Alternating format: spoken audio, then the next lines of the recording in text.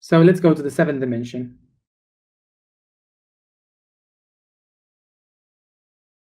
Remember that the 7th dimension is irradiating its light towards 12 directions. Remember that each one of them creates a torus,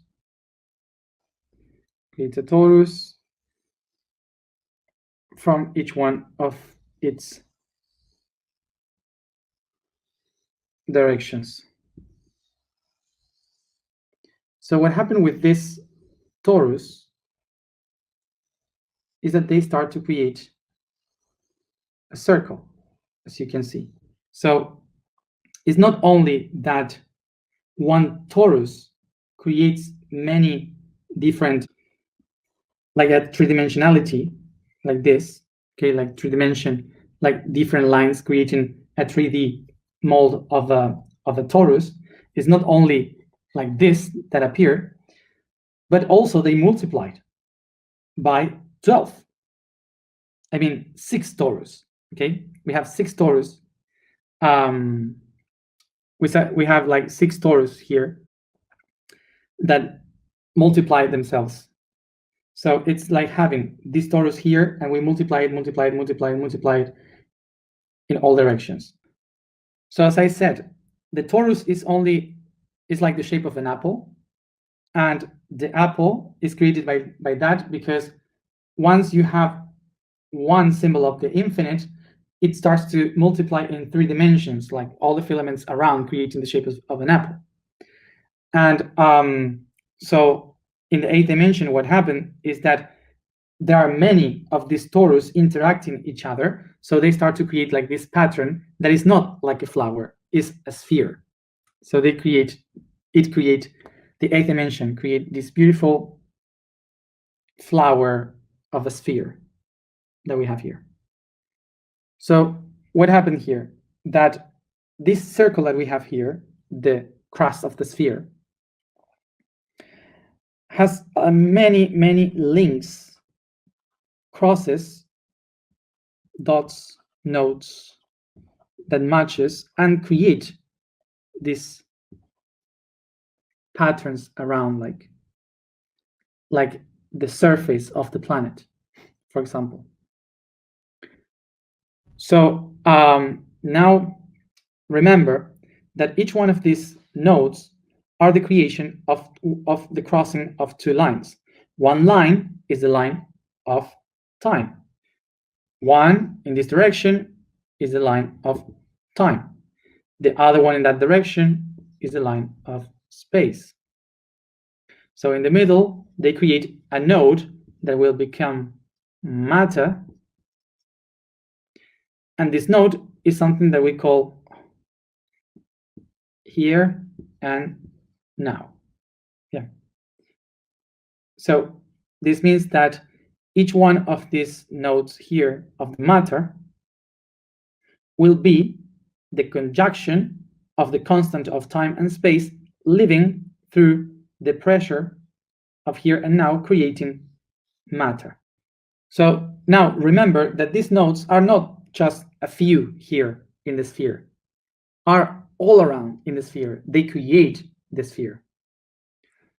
Because remember that a few videos ago, I explained that a sphere is basically the conjunction of thousands and billions of dots, of vertices. Because a sphere is the product of the fractalization of a triangle. So a triangle fractalized thousands and billions of times, it creates a sphere. A circle, then a sphere. Okay? So they multiply and they create that. So as you see, each cross of time and space is billions of these nodes of matter that create the crust of this sphere. So let's try to remember what we spoke in the 3rd dimension and the 6th dimension. Now, remember, simply, the 3rd dimension. How do we make a figure in the 2nd dimension to become 3rd dimension? We have to find the vanishing point. So we make the vanishing point here, and we connect with the vertices. And there we have a tetrahedron. So that's the third dimension, the depth. Okay. So now where do we have the sixth dimension? The sixth dimension will come with the fractalization of the third dimension. So for example, let's fractalize here the third dimension. And what we obtain is a Merkaba. So from the Merkaba, it starts to create many realities. Then you can check again dimension 3 and dimension 6.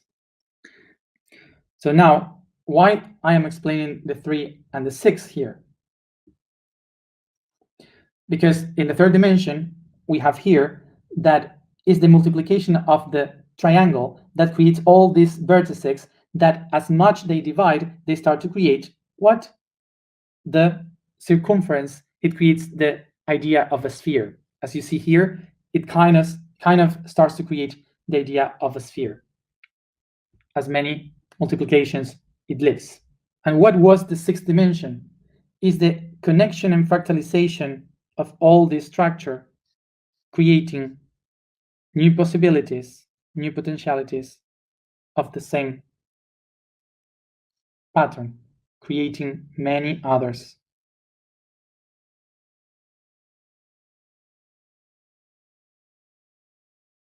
Do you remember that in the sixth dimension, each one of the nodes of these possibilities, of this creation, starts to irradiate the energy towards the seventh dimension?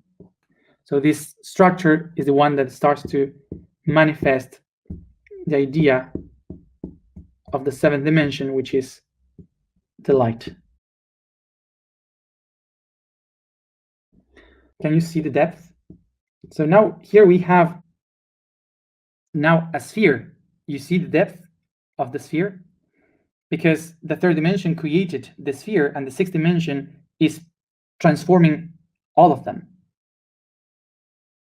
into the core, into the seventh dimension. So now look at this. The same structure that with pressure creates the light is created by the irradiation of the light that they create. So that's why the irradiation of the light of the seventh dimension creates these patterns of the eighth dimension of time and space. This is the paradox of the universe in which the created is the creator. So usually when we, as humans, we try to explain the reality through a line. So first this, second this, third that. But when we reach these dimensions, it's almost impossible. Look at this. It's very complicated to understand what is first and what is next. So the reason of the paradox here, the creator that is the created that is the creator, emerges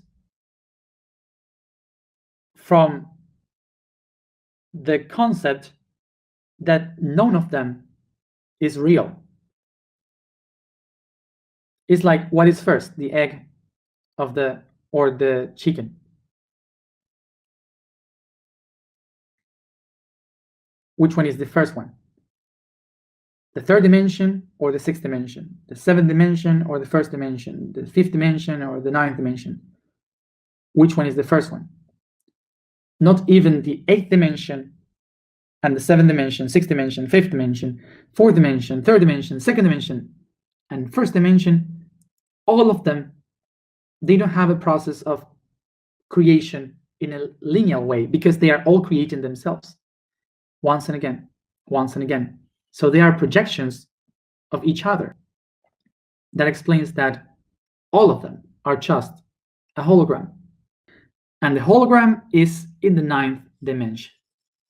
So what are all the other dimensions that we have been watching until now? Basically, all those dimensions are just concepts, parts that helps us understand the hologram of the ninth dimension. So it's really difficult to explain this with the very human body experience, because we don't have that. The only way in which we can kind of understand this is with the cinema. So basically, when you get to understand the ninth dimension is when you realize that you have been the producer, the writer, the filmer, the one that films, filmmaker, the one that paid the film, the camera guy, all of it, the plot, everything. You are all of that. This is why the ninth dimension is the dimension of God. So why the dimension of God? Because basically it's a dimension where you find the one that does everything, that creates the whole thing. So the ninth dimension, in order to create the whole rest, first must have the idea that itself is a history. So that's how it starts to think about that history. And this is why the first thing that appears with the ninth dimension is the mind. Remember, we have spoken about the 7 laws of the universe. So in the ninth dimension, the 7 laws are created. First of all, the thought, the mentalism, everything is mind. So it creates the idea of the story. When it creates the idea of the story, it projects the story, correspondence. It creates the music for that story, vibration. It creates the timeline, the rhythm, the conflict, cause and effect, the antagonist and the main character of the story, polarity. And by that starts the action, which is generation. So when this being creates these 7 laws, is able to design the movie. What's movie? Movement. Movement. What was movement? Eternity. What is eternity? Constant. The constant, what is? Time and space. And we humans call that love. So the universe starts to move through love and by love to create its story. So first of all, to start the story, it must have an end. So creates the idea of a beginning and an end of the story, of the plot. And that's the first dimension. Alpha, Omega. But it's just an idea for a movie. The second step is to create the storyboard, which is to connect the ideas that will happen in between the beginning and the end. That's the storyboard of the movie, of the story, the synopsis of the story. So then it will design the characters and the scenery of this story, where it's going to happen, who is going to do it. And that's the third dimension. So then in the narrative, it doesn't matter if it uses the resources of time, like going to the future, coming back to the present, going to the future, and going to the past to explain something. Mixing the timeline is a very important resource in the narrative. So that's the fourth dimension. So once this person has everything, now it can write the script. So the script will describe exactly what everyone is going to say, what will happen, why it happened, etc. That's the script. Fifth dimension. This is the fifth dimension. So once it put together the first, second, third, fourth, and fifth dimension, let's start with the filming. So they start to practice with the actors, they start to make the arrangements in the script, and they start to put all the things, all the work on the scenery and so on. And suddenly, during that process, they realize that, hey, we can do it better. We can do something transcendental here. We can change some aspect of some of the script, of the dialogues, or we can change the scenery to do something better, or this would be better explained this way. We can also make these characters evolve much faster, or I don't know, make changes, put some different concepts that makes much more rich the idea of the script, of the story. That's the sixth dimension. To remake, create, expand, do something different during the process of filming. Once we have everything ready, all transformed, so there someone says, light, camera, action. Light, camera, action, seventh dimension. So in the seventh dimension, what do? The photon starts to bring the images, the light colors from the actors, the scenery, everything, and it goes straight to the camera by the lens. And as in the old cinema, the light waves, the light particles, they get attached in a thin cellulose film. Yes, sorry, a cellulose film. Yes, a cellulose film where it is registered, and this cellulose film is the one that rotates once and again, registering, recording everything that happened every second. And that's the eighth dimension. Remember, seventh dimension is the light that allows the things that are there to be registered into the camera, into the cellulose. And the eighth dimension is the same cellulose that is the celluloid that is recording every data of the light. So now what we do? We take the eighth dimension, which is the film. Film is the something that is really thin. So we take the eighth dimension, the film, and we do the opposite. Instead of receiving the light from the sixth dimension, what we do is to project the light from the seventh dimension. Before we were receiving the light from the sixth dimension, the transformation that was going on there, we receive it to create the seventh dimension. And now we project the light from the seventh dimension through the eighth dimension to project into the wall, the film, the hologram of everything that we have done before. And that hologram doesn't exist. It contains everything that you have done, but you cannot touch it. It's just an idea. That's the ninth dimension. So now this movie has many viewers, many people that is watching the movie. So all those people, each one of them will think something different from the movie, will feel something different from the movie, and will activate a will to do something from the movie. Everyone will feel something different. Everyone will perceive something different from the movie. But all of them will be inspired. And the inspiration of the movie will make that in the moment when they are willing to go out of the cinema, they will decide to do their own story, to make their own movie. So who was God in all this process? It was not the producer, not the actors and actresses, was not the one that financed it, was not the writer, was not the musician. God was the idea that moved the emotion, the idea that moved to do all those things. God was the idea.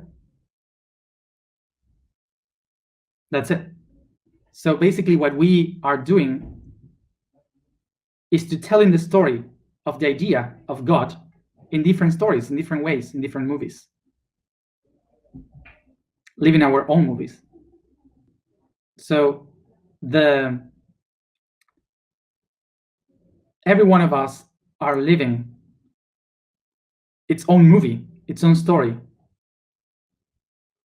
according to the inspiration that they got from the main idea. So, as you have seen, some humans love drama, some humans love war movies, some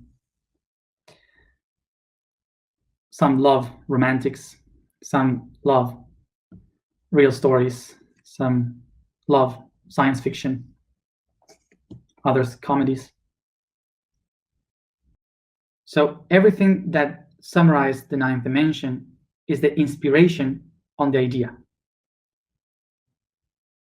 So basically, what God is trying to say to us from the ninth dimension is not that God is the creator of the idea, is that God is the idea.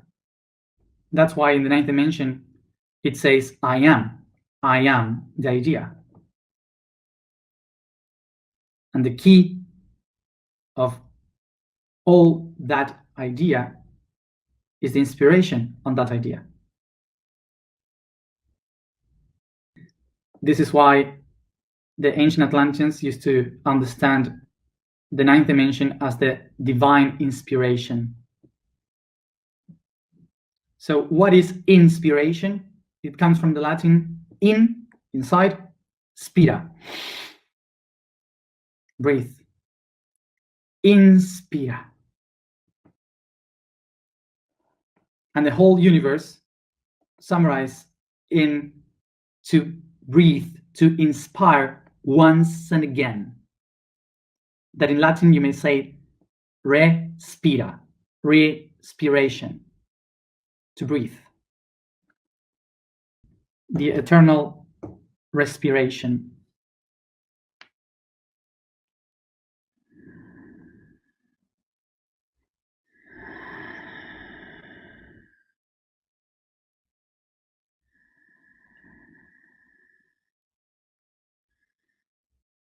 And what is the respiration? Is the spirit, spirare, spirit. Spirit. The spiritual level. The ninth dimension is the real plane, the real level where you find the spirits.